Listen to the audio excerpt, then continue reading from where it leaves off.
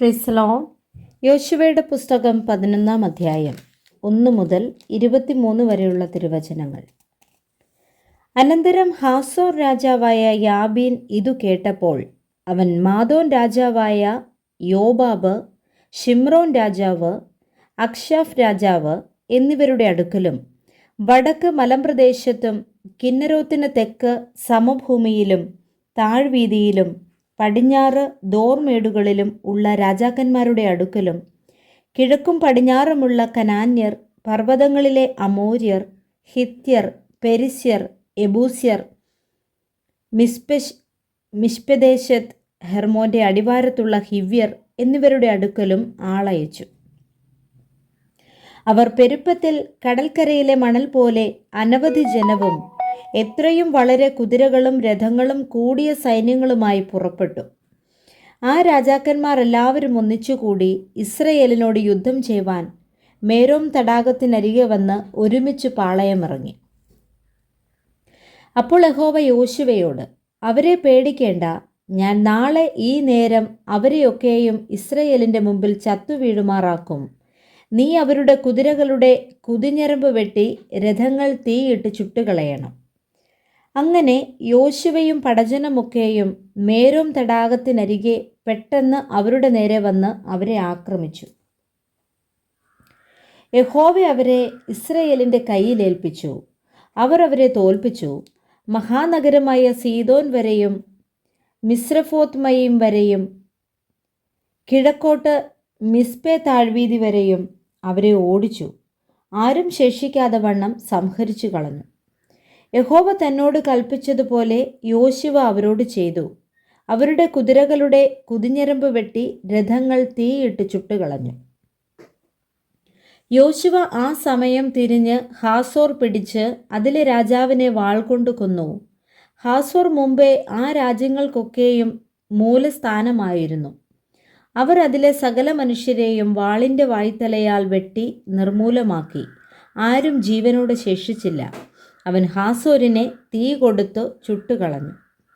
ആ രാജാക്കന്മാരുടെ എല്ലാ പട്ടണങ്ങളെയും അവയിലെ രാജാക്കന്മാരെയൊക്കെയും യോശുവ പിടിച്ചു വാളിൻ്റെ വായ്ത്തലയാൽ വെട്ടി നിർമൂലമാക്കി കളഞ്ഞു. യഹോവയുടെ ദാസനായ മോശ കൽപ്പിച്ചതുപോലെ തന്നെ. എന്നാൽ കുന്നുകളിലെ പട്ടണങ്ങൾ ഒന്നും ഇസ്രയേൽ ചുട്ടുകളഞ്ഞില്ല. ഹാസോർ മാത്രമേ യോശുവ ചുട്ടുകളഞ്ഞുള്ളൂ. ഈ പട്ടണങ്ങളിലെ കൊള്ളയൊക്കെയും കന്നുകാലികളെയും ഇസ്രയേൽ മക്കൾ തങ്ങൾക്കു തന്നെ എടുത്തു. എങ്കിലും മനുഷ്യരെയൊക്കെയും അവർ വാളിൻ്റെ വായ്ത്തലയാൽ സംഹരിച്ചു. ആരെയും ജീവനോടെ ശേഷിപ്പിച്ചില്ല. യഹോവ തൻ്റെ ദാസനായ മോശയോട് കൽപ്പിച്ചതുപോലെ മോശ യോശുവയോട് കൽപ്പിച്ചു. യോശുവ അങ്ങനെ തന്നെ ചെയ്തു. യഹോവ മോശയോട് കൽപ്പിച്ചതിലൊന്നും അവൻ ചെയ്യാതെ വിട്ടില്ല.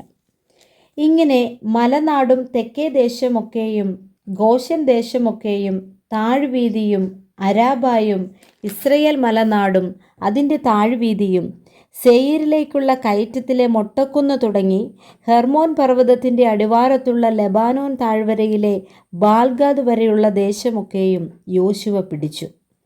അവിടങ്ങളിലെ സകല രാജാക്കന്മാരെയും അവൻ പിടിച്ച് വെട്ടിക്കൊന്നു. ആ രാജാക്കന്മാരോടൊക്കെയും യോശുവ ഏറിയ കാലം യുദ്ധം ചെയ്തിരുന്നു. ഗിബയോൻ നിവാസികളായ ഹിവ്യർ ഒഴികെ ഒരു പട്ടണക്കാരും ഇസ്രയേൽ മക്കളോട് സഖ്യത ചെയ്തില്ല. ദേശമൊക്കെയും അവർ യുദ്ധത്തിൽ പിടിച്ചടക്കി. യഹോവ മോശയോട് കൽപ്പിച്ചതുപോലെ അവരെ നിർമൂലമാക്കുകയും കരുണ കൂടാതെ നശിപ്പിക്കുകയും ചെയ്യുവാൻ തക്കവണ്ണം അവർ നെഞ്ചുറപ്പിച്ച് ഇസ്രയേലിനോട് യുദ്ധത്തിന് പുറപ്പെടേണ്ടതിന് യഹോവ സംഗതി വരുത്തിയിരുന്നു. അക്കാലത്ത് യോശുവ ചെന്ന് മലനാടായ ഹെബ്രോൻ, ദബീർ, അനാബ്, യഹൂദ മലനാട്, ഇസ്രയേല്യ മലനാട് എന്നീ ഇടങ്ങളിൽ നിന്നൊക്കെയും അനാക്യരെ സംഹരിച്ചു. അവരുടെ പട്ടണങ്ങളോടുകൂടെ യോശുവ അവരെ നിർമൂലമാക്കി. ഗസായിലും ഗത്തിലും അസ്തോദിലും മാത്രമല്ലാതെ ഇസ്രയേൽ മക്കളുടെ ദേശത്തെങ്ങും ഒരു അനാക്യനും ശേഷിച്ചിരുന്നില്ല. യഹോവ മോശയോട് കൽപ്പിച്ചതുപോലെയൊക്കെയും യോശുവ ദേശം മുഴുവനും പിടിച്ചു. യോശുവ അതിനെ ഇസ്രയേലിന് ഗോത്രവിഭാഗപ്രകാരം ഭാഗിച്ചു കൊടുത്തു. ഇങ്ങനെ യുദ്ധം തീർന്നു. ദേശത്തിന് സ്വസ്ഥത വന്നു. Praise the Lord. വായിച്ച തിരുവചനങ്ങളാൽ കർത്താവ് നമ്മെ ഏവരെയും സമൃദ്ധിയായി അനുഗ്രഹിക്കുമാറാകട്ടെ. ആമേൻ.